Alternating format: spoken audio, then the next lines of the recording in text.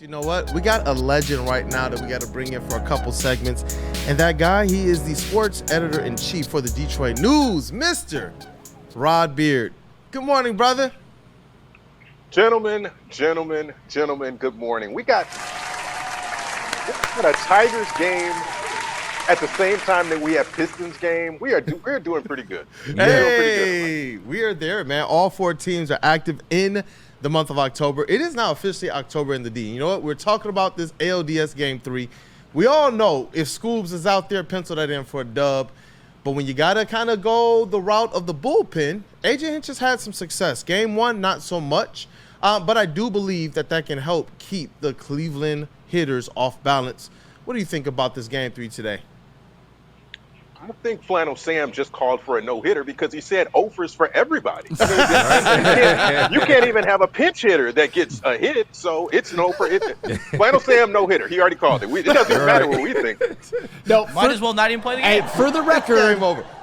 It's more emblematic of the fact that the Guardians lineup is top-heavy, just like the Astros one was. And when I was talking about Naylor, I was talking about Bo, not Josh. Josh is legit. Bo is a bum, at least as a hitter. But Rod Beard, Tarek Skubal, he had a pitching Triple Crown season. He's going to win the Cy Young, but he has managed to up it to another level in the playoffs. How impressive has he been, and how important is he to the team's World Series chances? It's insane. And it's not quite there, but it's almost on Verlander status where it is you have to watch every game because there could be a no-hitter somewhere in there. And that's not even a joke. Those first couple of innings is like, are they going to get a hit? Is something going to happen here? The issue there, though, is that you've got to get him some run support or you're going to run into what we had, which was kind of a tensing up of, are the Tigers going to be able to win this? They can't waste this, Jim. If they lose this Skubal game 1-0 or 2-0 or something, and he pitched that well, there's no hope for the rest of this series because you just can't waste a game like that. Luckily, they were able to win it. Luckily, they're still in this series, and they could win this thing at home. I mean, we could be talking about tomorrow the Tigers going to the ALCS, and that is insane. That is absolutely insane. And you know what? One of those people one of the people you can credit for this run, AJ Hinch. Man, I just wanted you to be able to speak to the job that AJ Hinch is doing right now for these Detroit Tigers. There were some times in the past where we wondered, is he the guy that had the magic with the Houston Astros? And this year, you're talking about a 0.2% chance to make the playoffs.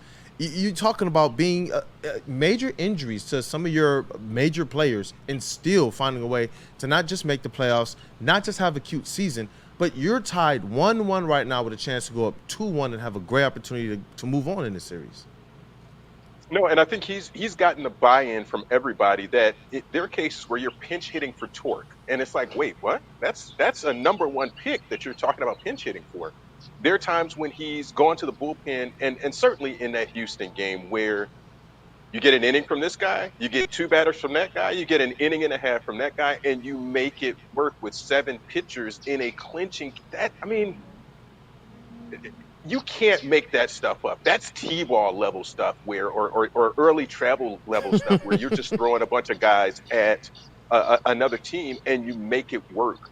And I think we talked about before, you're used to a pitching staff. You're used to like a Glavine, Maddox, Smoltz type deal when you get to the playoffs and you get to a 5-game series. You're going to do this with Skubal, roll the dice, Skubal, whatever happens, and back to Skubal in game 5. I mean, this is really a masterclass that we're seeing from AJ Hinch in terms of managing both the pitching roster, the bullpen, and then also managing the lineup. Hey, speaking of masters, when it comes to hitting right-handed pitching, Kerry Carpenter does it just about as good as anybody in Major League Baseball. How great was it for you to see him have one of the biggest moments in Tigers history, and just how important has he been to this team? Because the Tigers would not be where they are without Kerry Carpenter.